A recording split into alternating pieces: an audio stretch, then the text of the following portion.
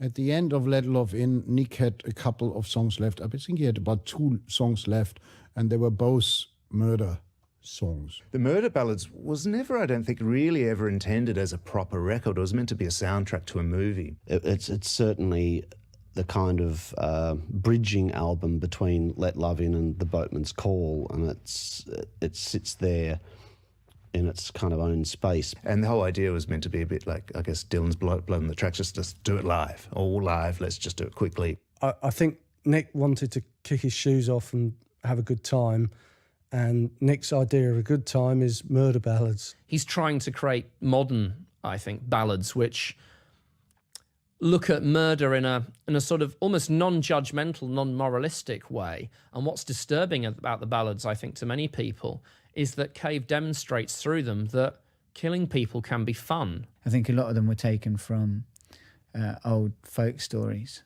and some of them were taken from, he obviously made up a few sort of stories, and then there's, and just bringing in the female, like, with Kylie Minogue and PJ Harvey on that album, it just brings another element to Nick Cave as sort of the orchestrator of the big, the bad seeds, and then he operates Kylie and PJ Harvey, and then he creates this world, which is this book of murder ballads, because you can't really write a load of stories without having a lot of characters, and he somehow does it, but keeps it as a Nick Cave album, a Nick Cave and the Bad Seeds album. And that's kind of where I started. That's where I kind of fell in love with Nick Cave and what he does. I'd never heard something like that before at that time, just because it was like some really kind of fucked up way of writing love songs, I guess, as I was so used to pop style love songs that you would hear on the radio. I literally, up till then, I had like a CD by The Strokes, The White Stripes, The Hives, The Libertines, and maybe The Coral, and that was my whole CD collection. And I think for a long time I didn't buy another CD until I owned every Nick Cave album. I remember putting it on in the car, with my mom, and just being, enthralled by the first song. That's the moment, Song of Joy. I think when I heard the lyric, she was bound with electrical tape into her mouth, a gag, stabbed repeatedly and stuffed into a sleeping bag. It was from that point on, I was ensnared and encapsulated. It's like being grabbed by somebody who you wouldn't really want to meet and having to hear about them. It was at least on a lyrical level, a complete awakening. I thought I'd only heard love songs. I'd heard songs by The Clash that were obviously more political. I'd heard like every song, to me, I thought it was a rule that everything had to be about love, or everything had to be like a protest against something, or maybe a song of anger, but I'd never heard such sort of great work of fiction and storytelling. It's a wonderful narration. It's a wonderful narration of a horror film that I would love to make. And I wouldn't make it in a splatter type of way. I just think it's wonderfully psychologically menacing, the way the dialogue envelops between these two guys. One comes to the front door and has, have mercy on me, sir, allow me to impose on you. The protagonist, this ambiguous protagonist who may be the killer of his family, or if not, he's the widower of a murdered woman and the bereaved father of these children. He's grabbed someone on the doorstep. He's like the ancient mariner, really, or the wandering Jew. He's somebody who's cursed to wander the world forever, recounting his story. There's something about Nick's vocal that is it's parodic. He's got this. I've never heard. I don't think there's another song where he sings in quite that sort of plummy, sort of portentous sort of way. You don't even need to listen to the lyrics. You can sort of tell that this is the guy. This story that he's telling is bullshit. And there's something in the quality of Nick's voice that actually tells you that, which you could sort of, it could make you dislike it, but I actually like it for that reason. There's a creativity, there's a menace at the base of the music that goes way beyond just splatter, the politics of splatter horror. I think that there's a sense of literature there, and he mentions John Milton. He himself quotes Milton. The killer quotes Milton. He quotes Milton. The sun to me is dark and silent to the moon. And then he asks the speaker if he's going to let him in. And perhaps, yes, he is the killer and he's going to kill again and he's roaming. But even if that's the case, the speaker of the song doesn't strike me as somebody who's pure evil. It strikes me as someone, I think, who's damned, who's cursed.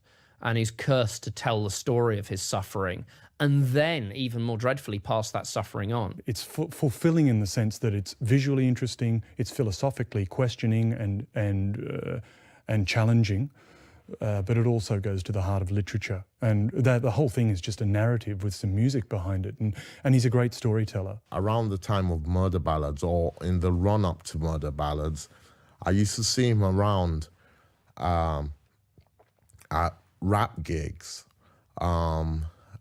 I didn't go up to him or say anything to him, but I saw him at a Genius Jizzer gig. Because this is just after Lollapalooza, and they were sort of completely very much into things like the Ghetto Boys and stuff like that. And this was a time when there was a lot of furore in the press about gangster rap, but you know, obviously what the Wu-Tang does is a lot deeper and a lot more cultural, and Nick Cave got it.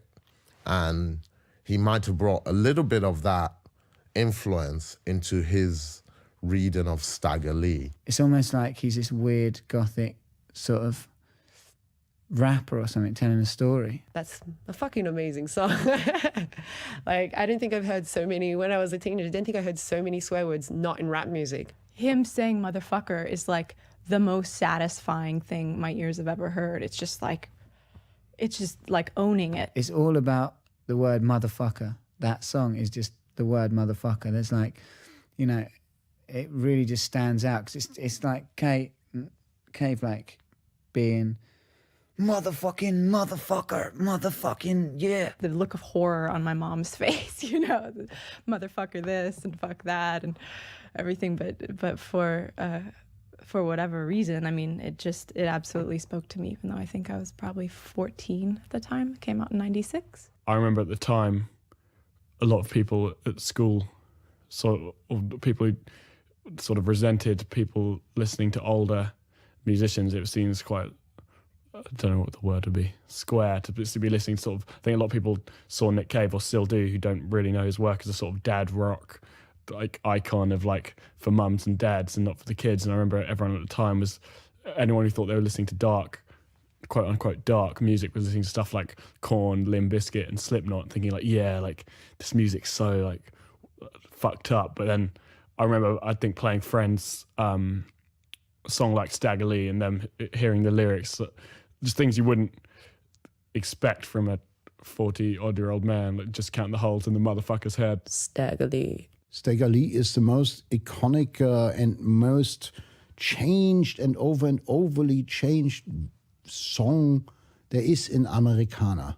You know, there are dozens and dozens of really entirely different Stagger Lee songs, and this is still another one. And it is really it's not in the same strain as the other one. It took some elements from it, but it's a different one. It's a great piece of music and great piece of writing. I think it's really good. I remember reading a really good article by Jim Scavounos about it, and I've read other versions of the story and I've heard other songs based on the story, but I think the Nick Cave and the Bad Seeds version just has this sort of real nasty life of its own. I had brought in a book of Hustler toasts that had the lyrics, pretty much most of the lyrics for our version of Stagger Lee, and showed it to Nick, kind of thinking that it was a bit late in the game because we had already done the whole album. But then I guess he liked what he read and added a few touches of his own, and we just went in and did a quick rendition of Stagger Lee. If you're going to do a Murder Ballads, you've got to put Stagger Lee in. It's obviously a classic. And Nick had like all the lyrics written down, and he was toying with it for a fair while. And you know, we're doing lots of other songs, and basically it was the second recording session in London where, you know, he starts bringing up the Stagger Lee and still not knowing how to do it.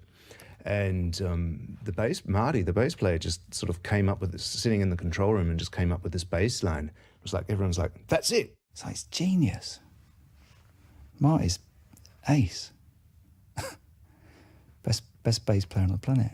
And pretty much immediately, everyone just goes out and plays it. And like, I think it was either the first or the second take, the first time or second time they ever played the song, really. I mean, they'd never rehearsed the song. Nick just had the lyrics, and just the bass line triggered everybody off. I turned up at Wessex Studios 10 minutes after they'd finished doing Stagger Lee, and they were all jubilant. It was, you know, they'd only took an hour to do, and they knew they had something fantastic there. No one knew what they were going to play half an hour before that. You know, it was great. And, you know, yeah, and just Nick was just like sitting before, just going, I just need to figure out how do we do this. And he had reams of lyrics. Nick always walks around with reams and reams of lyrics for every song, loads of songs. He's always got them at hand, and it's just going through them and editing them and things like that. And pretty much he just pulled that song out and was like, okay, what do we do? And they did it. And it was amazing. Every time a person would come into the studio, Nick would play this song to them and blow the speakers each time he played that song to them. Whenever that song kicks in, it gives me tingles up the spine, you know. I guess it's like your stomach's in your mouth when you listen to it type thing, because he just starts it like that and ends at the same point. So it's just like one song of like intensity, which I think was very cool. I mean, the point of rock and roll is that it's fuck music. This is the point of it. And Stagger Lee has that in spades, which I love. From the moment we kind of introduced to this character, he's, you know, we know he's kind of deplorable and horrible. He's been kicked out in the rain and the snow by his woman, and he's just kind of this wandering kind of nutcase, I guess. He wore rat-drawn boots and a tall Stetson hat, had a 28 Ford, had payments on that. Stagger Lee. I became obsessed with the lyrics of that song because, again, I could see the song, I could see the bar, I could see the location, I could see the characters. And I think one of the best lines is when he's talking to Nellie Brown, and the fact that he says he'll crawl over 50 good pussies just to get to one fat boy's asshole. It's funny as fuck, that song. I like to listen to Nick's voice as an instrument as well as the words, because he sings the words with the emotion that conveys the lyrics. I don't know if that makes sense, but sometimes you don't always need to listen to the words to know what he's singing about. That was a song I heard when I absolutely had no idea about the English language at all. So I did not get any words, but I still got the power of this music, especially the scream, which is, I think it's a scream by Blixer. And this scream just makes your blood freeze. The hairs just went up on the back of my neck when he was doing it. That's just an amazing scream. I don't know. I think he got a round of applause, actually, when he stepped into the booth after doing that. You know, there was a very loose recording session. We were having a lot. We were having a lot of fun during that record. It was a very funny recording session. So all the songs really were done quickly. I mean, there was really no rehearsals, no demos. We weren't actually paying attention a lot of the time to what was going on. We'd have. Literally did. We just record songs. We'd kind of get them up to some point and then just move on to the next song and not even listen to what we'd recorded. And, Henry Lee's point in case, it was just a version of, I think we just started playing a slow version of The Curse of Millhaven. There's kind of a theme on that album with that melody where The Curse of Millhaven has the la la la la, la la la la, oh, God's children all gotta die. And then it's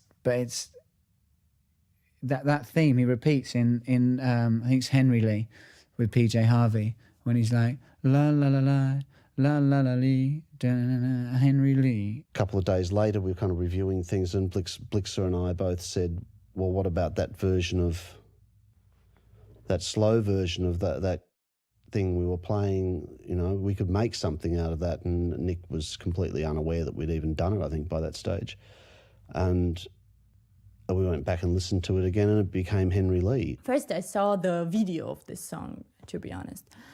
And I was really amazed because it was so simple and still so expressive, you know, just Nick and PJ Harvey staying there and singing to each other, but it was in such a way, I was like, my God, you know, they were really telling this story, you know. That's achingly romantic. It's so brutal and savage. And there's something in it where there's just an absolute chemistry between them that anyone that's been in a relationship would just understand from watching it. You just see the two of them together and it just looks right. They just look so great and sound so passionate and amazing. It's just such a beautiful, beautiful song. I mean, the combination between Nick Cave and PJ Harvey's voices was just so strange because I've never heard anybody singing like that before. And you see them together, and the characters in the song, you know, they're kind of like, I've sung with people before, and there's kind of a weird relationship when you're singing with someone that's kind of you're attracted to, and it's really sort of hard to explain, but it's there when they sing that song. I had the same feelings. I really wanted to tell some guy that you won't find a girl in this damn world that will compare with me, and you know, these are the words which just blew me away. I was like, yeah, I just let him listen to this song and maybe he'll understand what I want to say, you know? I know people get really fixed on Nick Cave and the lyrics and everything that the song's about, but I just feel like in that album in particular that it's almost as if every instrument they tracked, every sound, anything you hear in the background, it all goes into making this, you know, dramatic, telling this insane kind of story, I guess. And also just the sound, it's such outside of the lyrics, which is and always the most obvious point to make, but there's it builds such a soundscape. Lovely Creature from Murder Ballads is a great song. That's another one that captures the mood of the lyrics. It's really haunting. Understand My Lovely Creatures and The Mad Moaning Winds at the nights the deserts writhe. I think it's at night the deserts writhe with diabolical things. It's just such a brilliant use of language. And, you know, it does conjure up this very surreal landscape and a very harsh landscape, I think. The backing vocals are so haunting, and there's just this wind coming through, and it's just, you can feel the, you know, just out there on the plains, you know, you can feel it in the music. A song doesn't have to have the weirdest structure or the longest guitar solo or the biggest number of different chord changes. You can just have a feeling that hits you hard and hits you again and again and again and then stops. And if music can be that, then it should be that. The song that really got me into that album was Where the Wild Roses Grow with Kylie. That song's amazing because in the beginning of that song, you know, they're going back and forth and he's telling this kind of a love, you know, it's definitely a love song, you know, and you've got the girl telling, you know, on the first day and on the second day, and it goes on, and then the third day, you know, he smashes her head with a rock. The idea of getting on top of the pops, talking about it, singing this song about bashing in someone's head and then nobody caring, everybody thinking it was brilliant, was a real change in the reception of Cave's music, I think. It's partially powerful because of the line, why they call me that, I do not know. She seems to know everything else that happens to her. Why doesn't she know this bit about her afterlife? There's something really powerful in that seeming illogic there. I didn't realize it was Kylie Minogue with him, which I kind of was, which I was basically my favorite singer when I was 11. And then I totally moved away. And then I was kind of impressed that she would do a song with Nick Cave in this really dark love song manner. We actually had asked Kylie to do a duet with Nick on The Good Son in '89, 6 years beforehand. And, you know, I still have the facts from her management, you know, it's just like a performer sort of saying, thank you very much for your interest in working with Kylie, but unfortunately her schedule can't allow it at the moment, but we appreciate your interest. Thank you very much. It's hard to actually imagine how shocking the combination of Nick Cave and Kylie Minogue was. it's hard. Mick Harvey sort of says, well, why don't we just ask Michael Hutchins? He must know where Kylie is. And Mick Harvey rings up Michael, finds out where he is, gets his phone number, rings up Michael Hutchins and sort of says, look, we're interested in getting Kylie to do a duet with Nick on this upcoming record. And Michael Hutchins is going, oh, that bitch, I want to do the duet. Why does she get a duet? That's just so unfair. I can't believe it. And, pretty abrupt. And then he's just going, oh, look, here she is anyway, and just passes the phone to her. She was like sitting right next to him. I volunteered in doing the female part for Where the White Roses Grow. Blix has got a really deep voice, very, very German. And, he'd done her part, but, he didn't like one take, just read it. And it was really deep, very Germanic. That's it. We put it on a cassette and sent it to Kylie. I thought it's amazing that she really did it exactly in the same phrasing, with the same pauses. It's a great professionalism, fantastic. Because my phrasing is odd, and she did repeat the same odd phrasing. It was a separate session that we did for her vocals. We, one morning in a different studio, we'd already recorded the bulk of the songs in a different studio. But, basically, the band would always turn up late to the other sessions and, unshaven, hungover, or whatever, and eventually it'd get going. But this was quite an early session. I can't remember, maybe 10 a.m. or 11 a.m. in a bit of a posh studio.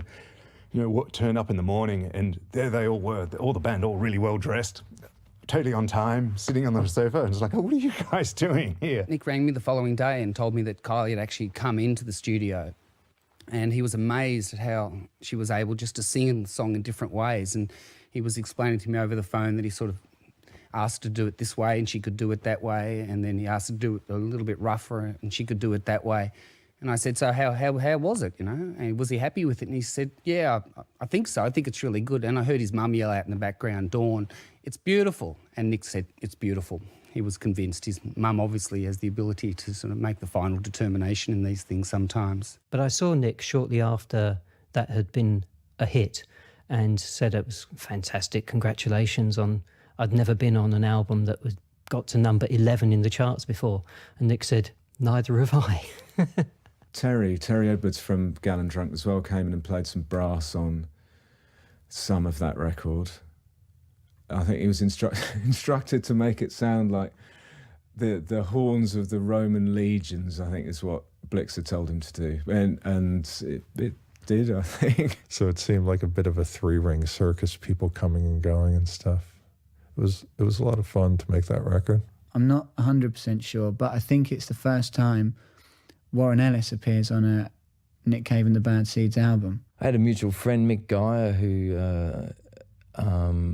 was a friend of Nick's and Mick's and a friend of the band. And I'd played on the Let Love In session, and then around that time I just started playing a violin in Dirty Three and a bunch of and some other bands in Melbourne. And I'd played the session of Let Love In, and then they were recording the Murder Ballads. I had dinner with Mick, and he invited Nick along, and Nick said, I've heard you play the violin. He didn't even remember meeting me the first time for the Let Love In sessions. And I said, oh yeah, I played on one of your records. And he's like, really? And I said, yeah. and then he's like, would you like to come in and for a day tomorrow or something? I said, sure. And went in, and then he said, well, do you want to come in the next day? And do you want to come in the next day? And then I think he asked if we wanted to come on tour with him and play a few dates in Greece and Israel. And then a few years later, I'd played on a few albums, and he's like, well, if you want to, I don't know, if you want to stay in the band, you can, if you want to be in the band, you're welcome or something. You can be or something, something really funny. And I was like, oh, okay. And I guess I've just been in there ever since. I mean, it was like open season. People could just, come in and kind of have a go at something if they wanted to, or if they were around. At one stage, there wasn't many people there at all, and Nick needed some backup singers for a song called King Kong Kitchi Kitchi Ki Me O. And Nick stands up and says, Troots, as he's always affectionately called Andrew and I. About time you sang on one of our records. I thought, that's very nice of you, Nick, but inside thinking, gee, you sure about this, Nick? Because I can't actually sing. Basically, it was just to sing the chorus, King Kong, Kitchi Kitchi Ki Me O. Which ended up to be one of the B-sides. Fortunately, Nick had written out the chorus of the song, which made it a bit easier. It wasn't like Nick was off with his headphones singing separately. We all stood round a microphone in the middle of the room, and he sang the main bit, and we had to sing with some other people some backing vocals. He managed to just do this in 2 takes. And that was something that I never quite thought I would actually do, and that was to sing backing vocals for this really great little song about a frog and a toad. It was a sort of fairly fabulous experience for me. Nick was really, really brilliant at, say, just getting someone who just happened to be in the studio, why don't you come and do such and such, come in here and sing on something, and really getting people into the mood for it if someone was feeling nervous. And that was really great, actually, and it was just fun, to be honest. I and others were members of the aptly named Moron Tabernacle Choir. I remember being conducted by Nick singing The Curse of Millhaven. The Curse of Millhaven is a song about a teenage girl who terrorizes a town called Millhaven. And the song is just a list of grisly events perpetrated by this young girl. That song was like something I would never thought I'd listen to. It's kind of really like sing-songy ballad thing, and I was like, when I first heard it, I was like, this is kind of a silly song. But then I actually started listening to the lyrics and realized that he was singing from the thoughts of a 15-year-old girl. It made for one of the best performances I've ever seen by Nick Cave and the Bad Seeds, where it would appear that Nick can't remember the words. There's so many of them. So he had a fellow on stage holding cue cards, and the song lyrics were written in big letters on the cards. And as he sort of marched through the song, he would grab a card and throw it to the floor. And every time he went for a card, he would push a little bit harder against the poor chap holding onto them until the guy had to brace himself against the floor as Nick kept rushing over to him and grabbing these cards and belting out these lyrics. And the band sort of rattled on underneath like an insane conveyor belt. Just like as the song goes on, it gets bigger and bigger and weirder and weirder. And by the lyric that stuck in my end, like the Rorschach, Prozac, everything's groovy at the end. It's almost sort of like a cathartic climax to it. There's some just hilarious lines in that. Oh, but I've tried. Oh, fuck it, I'm a monster.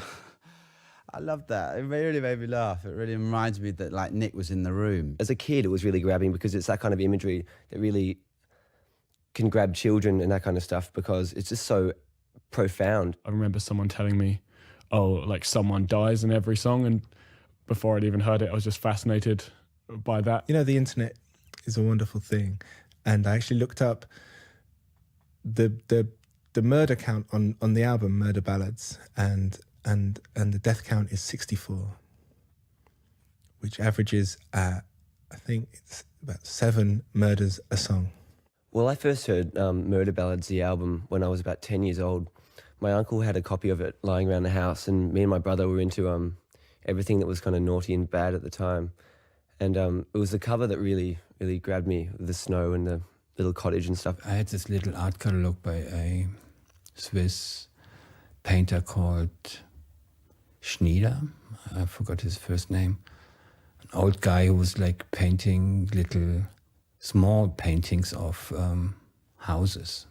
In so many other people's hands, that artwork it's a lovely little house on a lovely little snowy night. And I knew what Nick wanted, and he didn't want anything that we agreed of, like no blood, no real murder stuff, no visualization of what was in the lyrics. So there was only this way of like doing it in a fairy tale of sweet children book like. It actually looks like something from a horror film, and you're not looking at it because it's a beautiful pastoral scene. You're looking at it because it's really scary and they're alone in the house and there's only one light on and you're the person that's going to go in and kill them. Murder ballads, I think, or sort of old folk tales of killing, I think in many ways are an attempt to not exercise but sort of face up to this this tendency in human beings, this darkness. The history of songwriting has been largely based on love songs.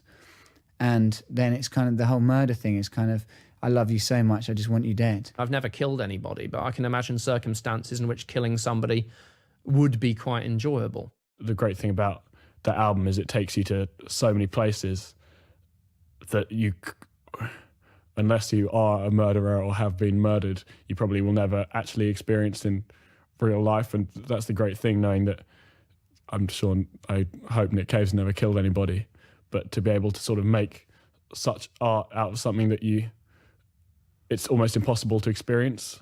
People have had accused Nick Cave of glamorizing murder. They'd accused him of murdering lots of women in his songs, really.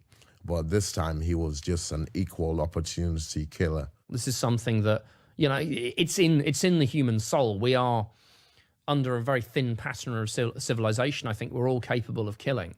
We're all capable of killing other people, either for self-defense or even for fun, I think.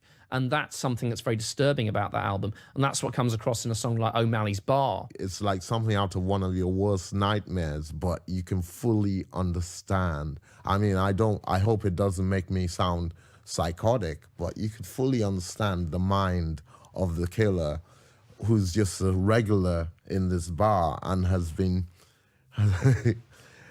taking all these slights all these years, and suddenly one day decides that he's going to be the arm of retribution and basically shoots up the whole bar. And he knows everybody. That's the whole thing about the song. He knows everybody intimately in that bar and describes them. Oh, it's so literary. To me, it's like Dylan Thomas or something. Maybe Dylan Thomas dramatized by Sam Peckinpah. I wish they'd make a movie out of that song. It's just so perfect, and just how this whole story, like, where does he find inspiration for that? Where does he come up with those lyrics? Where does he come up with that story? I mean, it's genius. He must have really been laughing when he was writing it. I love that line about Mrs. O'Malley's head in the dirty dishes or whatever it is. There's something that's always struck me about O'Malley's Bar. And the whole thing's just, rambling kind of murder narrative. It's a ridiculous kind of farcical thing. And it's all within this kind of wonderful metre. But then he just jumps outside of this and talks about... And with an ashtray big as a fucking really big brick. I smashed his skull in half. And it's the pinnacle of the song. It's just because it just takes the lyric outside of this, where the whole song's going, and it just slaps you back into the awareness of what the hell this whole song's about. It's fantastic. It's a kind of grotesque comic opera. Around that time, Nick Cave and the Bad Seeds did a session for Mark Radcliffe on Nighttime Radio 1. And as is tradition with sessions, they tend to do them in sort of 3 tracks, broken into 3 parts anyway. And Nick wanted to do O'Malley's Bar, it seems. And rather than do it in one go, I think Mark Radcliffe had said, well, it's a bit long to do in one go. And so clearly the decision was made, we'll break it up over 3 parts. So you're going to have to listen to a 2-hour radio show to get this whole story. And it really drew you in. You just had to stay with it. I can't go anywhere else. I've got to hear how this story ends. Ending each time snappily with Nick shouting on the radio, oh my God, he just shot him in the motherfucking head. It was a very loose and freed up project and very enjoyable, actually. I really liked that album, but it does serve as a kind of end point for that period of the Bad Seeds in a way, and the working processes that we had during those times. I think with the Boatman's Call that changed. The more conventional the working process got. I don't say that the music got more conventional. I still think that the Bad Seeds music, Nick's writing is fantastic, but the working process certainly got much more conventional, and that was not giving me much room. In a way, it was kind of a turning point for me after that album too, in terms of my level of influence in a way. The way that the theme of death and murder is interpreted, each track sort of gives it a different twist. And the themes in the album all link together, and then it ends right at the end with a Bob Dylan cover with Death Is Not the End, which is the only song where no one gets killed or there's not, a big, there's no murder. I loved the cover he did on the Murder Ballads. When Nick Cave got into Dylan, it was very much through the religious albums, and you could see he was enjoying looking at the odder ends of Dylan's career. And Death Is Not the End, which is from Down in the Groove, which is by common consent the worst Bob Dylan album ever. And Death Is Not the End is one of the worst Bob Dylan songs ever, and yet Nick Cave totally transforms it. Especially in that period when Bob was doing those Born Again songs. It could get a little bit pedantic and serious at times, and I think Nick's version of it is just a lot looser and a lot more tongue-in-cheek. Death Is Not the End in Nick Cave's hands becomes this, especially after all that has gone before on this Murder Ballads album, it becomes this beast thing. And he's got this ridiculous choir of everybody singing along, singing this song in a very jolly way. And I think it's a really fantastic use of turning something completely crap into something fantastic. It's almost like at the end of a play when everyone comes on and says, thanks, we've been great, and they all bow, and you see all the characters just as normal people, and they all sort of take their bows, and then at the end you've got like Shane MacGowan and PJ Harvey and Tommy and Blixer from the Bad Seeds are on it, and it's in each verse there's a new voice, and then that verse joins the chorus, and it's such a communal song, and it feels so lovely just to listen and be in that song. Yeah, but it's hard to forget Nick's quote about that, isn't it? It's kind of an ironic ending to a really dark album. There's 10 songs about murder and then me murder a song. And I got to say, Murder Ballads is one of the records that I've worked on that I can still listen to and really enjoy. There's only a few records that I've worked on that I can still really enjoy listening to, usually because it's just like, the mystery's gone, I know how it was made. But that's probably because it was just done so quickly. I have little memory of it actually being made. I have only snippets of memory. So for me, it's still like a record that someone else was involved in. And there's some really great performances on that record. There's just something about the violence of it and about this sort of brazenness of it, but also the dark humor of it, that it's accessible. It wasn't just like gore or scary or butcher slab sort of red meat. It was like dark and funny. It was sick.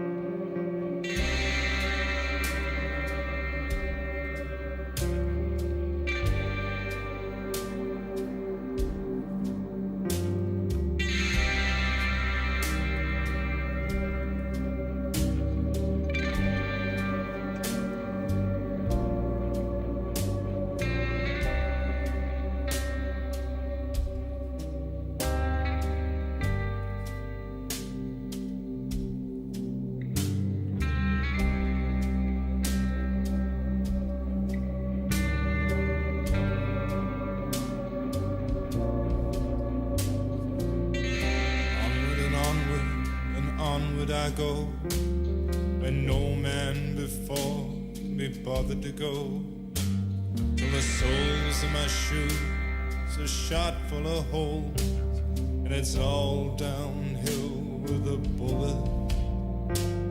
This rambling and roving is taking its course. I'm grazing with the dinosaurs and the dear old horses, and the city streets crack and a great hole forces me down. My soapbox, my pulpit, the theater ceiling, the silver star spangled, and the coins in my pocket go jingle.